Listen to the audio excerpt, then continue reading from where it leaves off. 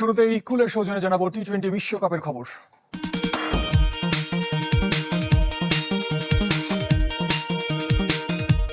সবার শেষে বিশ্বকাপ মিশন শুরু করতে চলেছে বাংলাদেশ। প্রথম ম্যাচে প্রতিপক্ষ শ্রীলঙ্কা, যারা দক্ষিণ আফ্রিকার কাছে উড়ে গেছে প্রথম ম্যাচের আগের দিন ঐচ্ছিক অনুশীলন করেছেন ক্রিকেটাররা। গ্র্যান্ড প্রেরি স্টেডিয়ামে শনিবার ভোর 6:30টায় শুরু হবে ম্যাচ।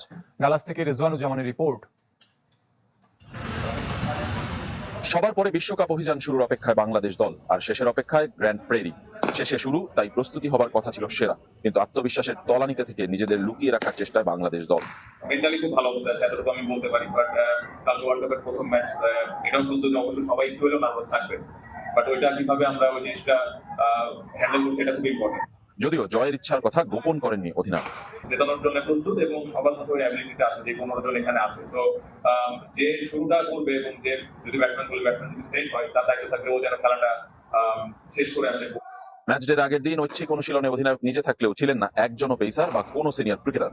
ওপেনার তানজিদ তামিম, তাওহিদ হৃদয়, জাকের আলী, তানভীর ইসলামরা বিচ্ছিন্ন দল হয়ে মাস্টাংস ক্রিকেট একাডেমির ইনডোরে ঘাম ঝরিয়েছেন, যেখানে হেড কোচ চন্ডিকা হাথুরু সিংহেও অনুপস্থিত। ঐচ্ছিক অনুশীলনের সুযোগ নিয়ে ছুটি কাটিয়েছেন। কোচ নেই, তাই ব্যাটিং কোচের ভূমিকায় স্পিন আর পেস বোলিং কোচ। শ্রীলঙ্কা দল অবশ্য প্রচন্ড রোদে ঘাম ঝরিয়েছে মূল মাঠের পাশের নেটে। প্রথম ম্যাচ হারা হাসারাঙ্গা, পাথিরানা, কুশাল মেন্ডিস, ম্যাথিউজরাও চাপে। তবে সেই চাপ ভুলতেই প্রাণ চঞ্চল এক দল লঙ্কা। শ্রীলঙ্কা সবসময় বাংলাদেশের সাথে ভালো খেলে, শেষ সিরিজেও তাই হয়েছে। আমরা জানি বাংলাদেশের দুর্বলতা ও শক্তি, সেই অনুযায়ী পরিকল্পনা সাজিয়েছি। বাংলাদেশ শ্রীলঙ্কা পরিসংখ্যানও তাই বলছে। দুই দল সমান 6 ম্যাচ এবছর জিতেছে। আরো এক জায়গায় মিল আছে, ব্যাটিং সমস্যা। বাংলাদেশের টপ অর্ডার রান পাচ্ছে না, লঙ্কানরাও ভুগছে রান খরায়। দু দলের স্বস্তির নাম বোলিং। কালকে দিনটা টোটালি একটা নতুন দিন, এবং আপনি যেটা বললেন যে প্র্যাকটিসে যার যে জায়গায় ল্যাকিংসে সবাই 100% দিচ্ছে, এবং ইমপ্রুভমেন্টের জায়গা যদি বলেন অবশ্যই আগের জায়গা থেকে সবাই ভালো অবস্থায় আছে। বিশ্বকাপের আগের দুই দেখায় বাংলাদেশের বিপক্ষে শতভাগ জয় শ্রীলঙ্কা। যুক্তরাষ্ট্র সফরে বাংলাদেশ দলের অনুশীলনের অনীহার কথা সবার জানা হয়ে গেছে। তাই বলে বিশ্বকাপের প্রথম ম্যাচের আগে ঐচ্ছিক অনুশীলনে মাত্র 5 ক্রিকেটার হাজির।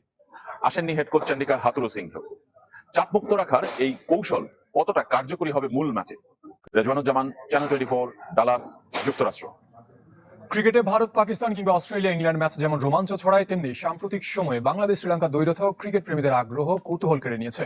নাগিন ড্যান্স থেকে টাইমড আউট, মাঠ কিংবা মাঠের বাইরে নানা ইস্যুতে উত্তপ্ত থাকে এই দু দলের লড়াই। অ্যাশেজ কিংবা পাক ভারত মহারণ, ক্রিকেট বিশ্বের আলোচিত দুই দ্বৈরথ। ইতিহাস ঐতিহ্যে এই দুইয়ের চেয়ে পিছিয়ে থাকলেও আলোচনায় কমতি নেই বাংলাদেশ শ্রীলঙ্কা লড়াই। সাম্প্রতিক বছরগুলোতে দু দলের নানা ঘটনা বাড়িয়েছে উত্তেজনার পারদ। 2018 সালে নাগিন ডান্সের মধ্য দিয়ে শুরু। নিধাস ট্রফিতে বাঘসিংহের লড়াইয়ে ক্রিকেটারদের উদযাপন যোগ করে উদযাপনের নতুন মাত্রা। দিশারা পেরেরার সাথে নূর হাসান সোহানের বাগবিতণ্ডা, প্রতিবাদী অধিনায়ক সাকিব, প্রেমাদাসায় বিচিত্র সব চরিত্রের দেখা মিলেছিল সেদিন। বৈরিতার তেজ কমেনি 4 বছর পরও, বরং বেড়েছে। 2022 এশিয়া কাপে কথার লড়াইয়ে জড়িয়েছিলেন দু দলের সাবেকরা। বাদ যাননি দুই শিবিরের কোচিং প্যানেলে থাকা খালেদ মাহমুদ, মাহেলা জয়বর্ধনের মতো সাবেকরাও। প্রতিদ্বন্দ্বিতার আগুনে ঘি ঢেলে দেয় গেল বছর ওয়ানডে বিশ্বকাপে সাকিবের করা ম্যাথিউজের টাইম আউট। বিরল ঘটনার ম্যাচে বাংলাদেশের ক্রিকেটারদের সাথে হাতও মিলাননি লঙ্কানরা, যা নিয়ে কম হয়নি আলোচনা সমালোচনা। সবশেষ বাংলা লঙ্কা সিরিজেও দেখা গেছে মাঠের বাইরে প্রতিদ্বন্দ্বিতার ছাপ। বাংলাদেশ সফরে টি-20তে সিরিজ জিতে শ্রীলঙ্কা দলের টাইম আউট উদযাপন আবারও উস্কে দেয় পুরনো বিতর্ক। ছেড়ে কথা বলেনি বাংলাদেশও।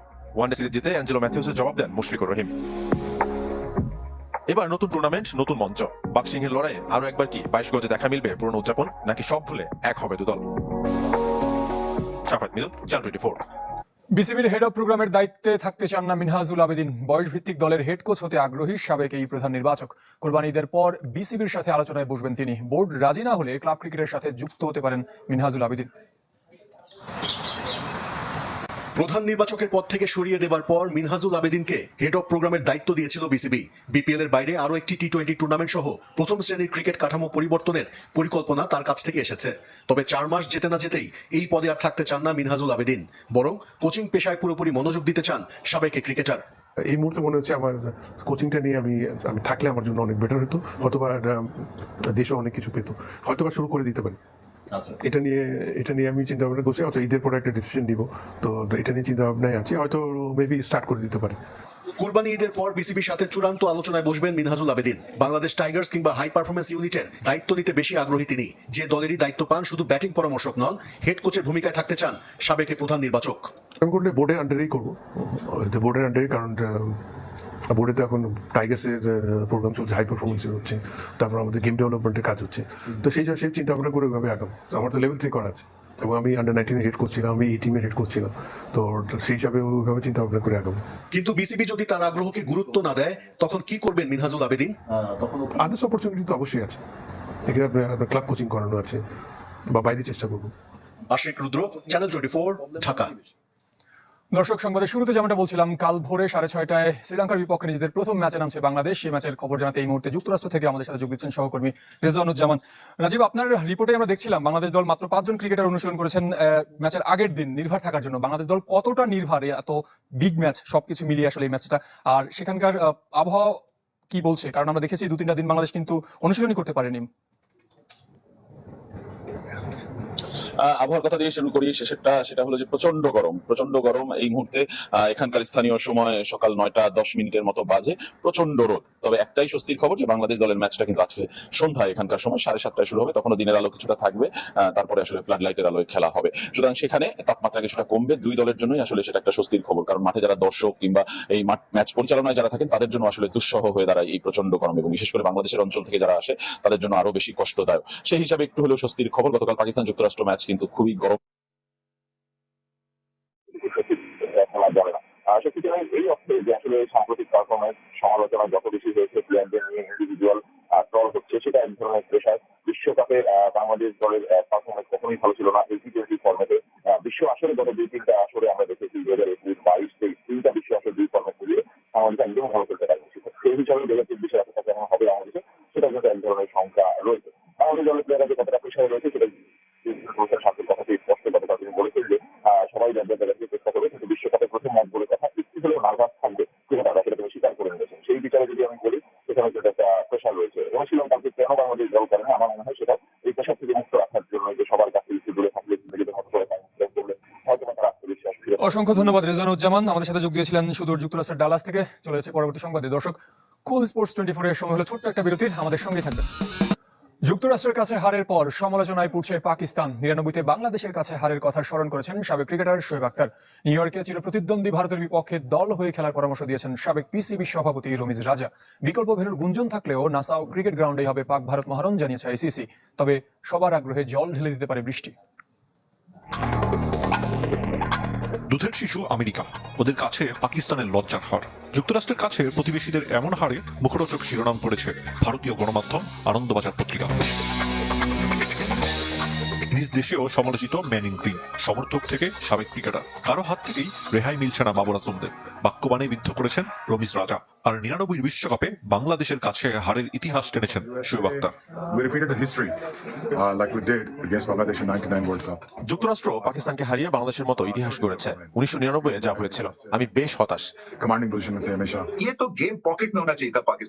এই ম্যাচ পাকিস্তানের পকেটে থাকার কথা ছিল, ভয় পাওয়ার কথা ছিল যুক্তরাষ্ট্রের, কিন্তু ভুলের পর ভুল করেছে পাকিস্তান। কৌশলগত ভুল শুধরে নিউ ইয়র্কে ক্রিকেটারদের দল হয়ে খেলতে হবে। অবশ্য শোক পালনের সুযোগ নেই পাকিস্তান দলের। হারের ধকল সঙ্গী করে নিউ ইয়র্কে ছুটতে হবে ম্যানিং গ্রিনদের, যেখানে আগে থেকেই রয়েছে পরের ম্যাচের প্রতিপক্ষ ভারত। চিরপ্রতিদ্বন্দ্বিতার লড়াইয়ে আলোচনায় নাসাউ ক্রিকেট গ্রাউন্ড, উইকেট আর স্লো আউটফিল্ড নিয়ে প্রশ্নের মুখে এই ভেন্যু। প্রথম 2 ম্যাচে 100 পার করতে পারেনি কোনো দল। নিউ ইয়র্কের ড্রপিং পিচ নিয়ে অসন্তুষ্টি জানিয়েছেন ভারত অধিনায়ক রোহিত শর্মা। গুঞ্জন উঠেছিল এখান থেকে সরে যাচ্ছে পাক ভারত ম্যাচ, কিন্তু বাস্তবে এমন কোনো পরিকল্পনা নেই আইসিসির। নাসাউয়ের নতুন পিচে গড়াবে মহারণ। পাক ভারত ম্যাচ ঘিরে বাড়তি আগ্রহ ক্রিকেট প্রেমীদের। ম্যাচ বাতিলের দুশ্চিন্তা করতে পারে দু দলের সমর্থকরা। রোববার নিউ ইয়র্কে বৃষ্টির সম্ভাবনা 50-50। আরিফুল ইসলাম, চ্যানেল 24। জানাবো ফুটবলের খবর। বিশ্বকাপ বাছাইয়ে লেবাননের বিপক্ষে শেষ ম্যাচ খেলতে কাতার গিয়েছে বাংলাদেশ দল। শেষ মুহূর্তে স্কোয়াড 26 থেকে কমিয়ে 23 ফুটবলার নিয়ে গেছেন কোচ হাবিয়ের কাবরেরা। অস্ট্রেলিয়া ম্যাচের আত্মঘাতী গোলদাতা মেহেদি মিঠু এবং 2 ফরওয়ার্ড আব্দুল্লাহ ও রাহুল দলের কাতার সফরে সঙ্গী হননি। সাম্প্রতিক সময়ে 23 জনের বেশি ফুটবলার স্কোয়াডে রেখে দেশ বিদেশে ক্যাম্প এবং ম্যাচ খেলেছে বাংলাদেশ দল। তবে হঠাৎ করে দোহায় লেবানন মিশনে 23 ফুটবলার নিয়ে গেলেন কাবরেরা। 11 জনের ম্যাচ সামনে রেখে শুধু 3 দিন অনুশীলনের সুযোগ পাবেন রাকিব মুরসালিনরা। লিগ শেষে অস্ট্রেলিয়ার বিপক্ষে হোম ম্যাচে নামতে হয়েছিল 4 দিন অনুশীলন করে। লেবাননের বিপক্ষে অবশ্য পয়েন্ট নিয়ে ফিরতে চায় বাংলাদেশ দল।